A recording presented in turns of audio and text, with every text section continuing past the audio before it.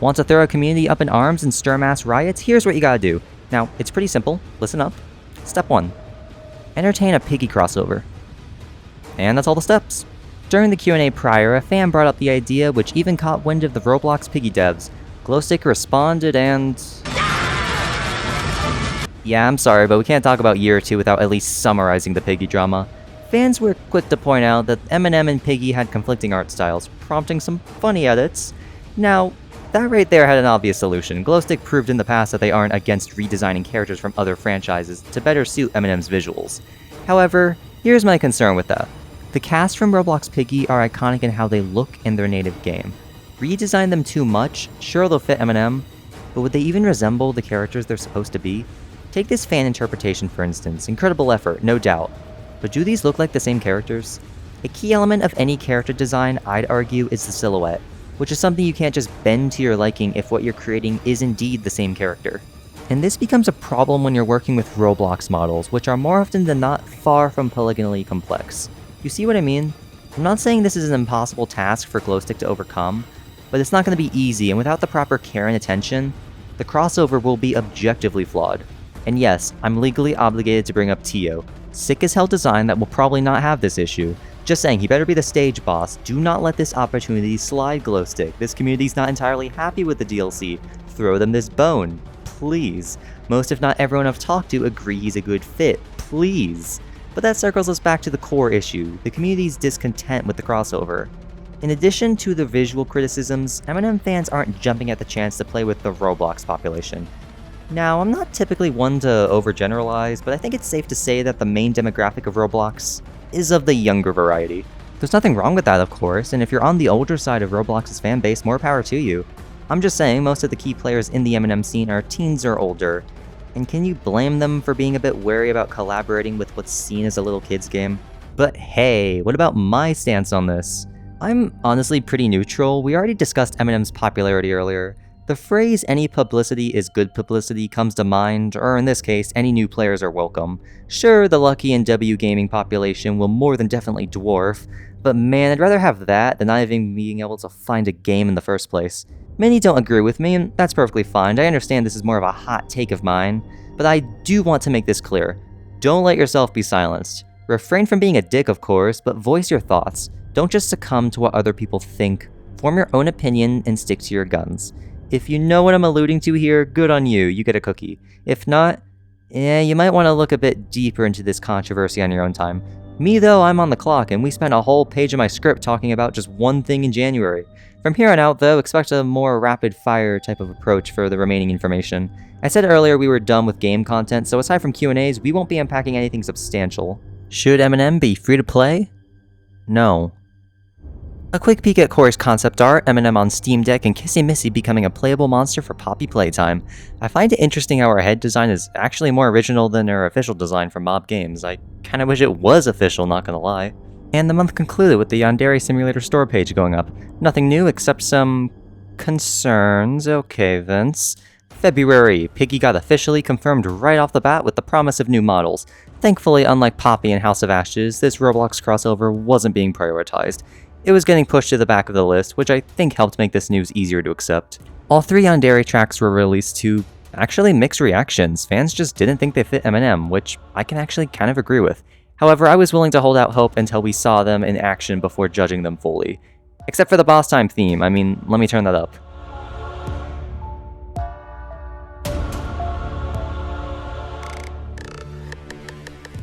Yeah. Eminem got a permanent price cut at $4.99, which I think is way more fair. $10 was previously justified since so many free base game contents were promised, but it's harder to defend that with how long Glowstick takes. Steam achievements and trading cards were also on the way. Poppy's store page got set up, and understandably so, its place in the release order was changed to be right after Yandere, which makes a lot of sense. Best to get it out soon. Q&A time, baby. Surprisingly, we actually got a fair bit here. The aforementioned new game modes were given name drops, Shard Stash, and King of the Monsters, and it was even stated that one of these modes would have a siphon mechanic, i.e. health on kill. Apparently, lots was in store for March, and Eminem fans were gonna get fed well. We just had to wait a bit longer. I wrote that part of the script before the year ended, hoping there'd be some sort of payoff, but nope, still nothing. I don't even have a joke here or anything, I'm just depressed. Police officers were confirmed as the Yandere Traps, Kissy Missy was revealed to be a support monster, and only Corey would be coming with the now dubbed US Creator Pack.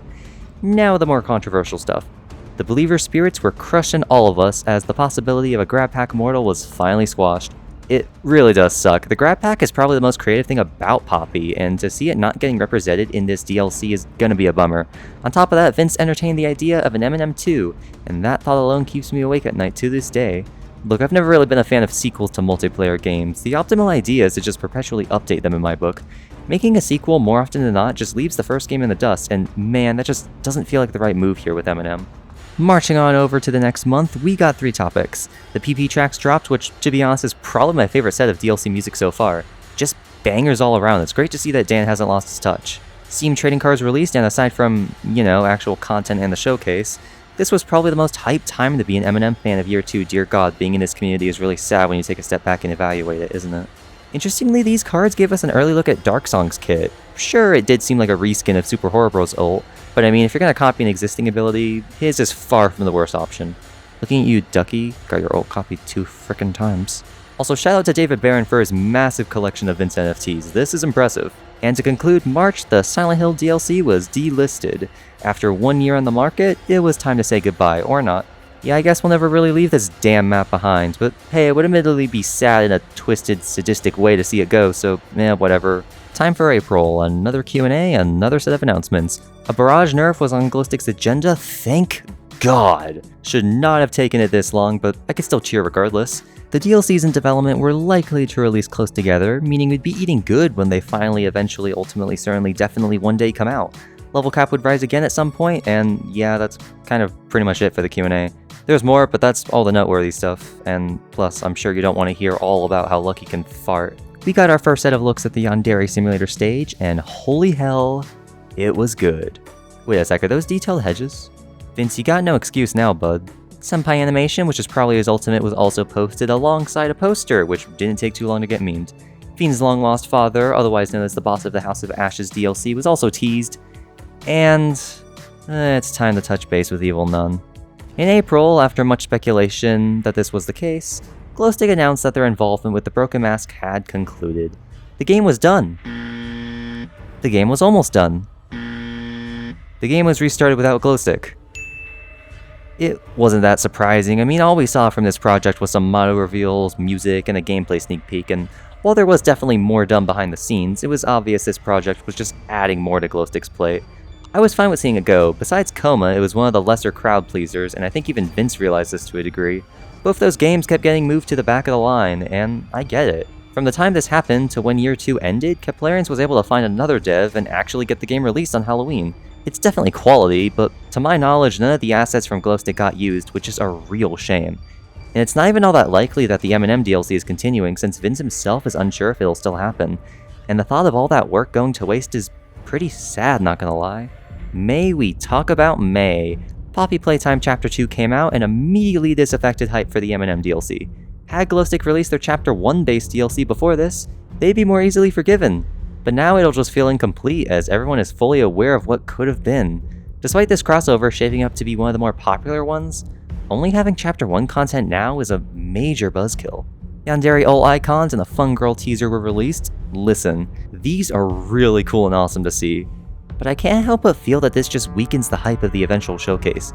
We saw nothing aside from characters for both Monstrum and Silent Hill before their showcases, but now we've seen the map, have a good idea of the ults, the boss in action, etc. But I mean, I can't really blame them. With how long it's taking, it's becoming more of a damned if you do, damned if you don't situation, you know? Most of the House of Ashes cast was shown with their model reveals, M&M got some new killer official artwork, and we got our first look at some plushies. Vince also proposed the idea of blocking and parrying, and my thoughts are the same as they were back then. Neat idea, but it wouldn't suit the game too well at the moment. On June 7th, we got access to our 24th chapter coined Roots of Dread. This update featured the all-new Dredge Killer, the living embodiment of the M&M community.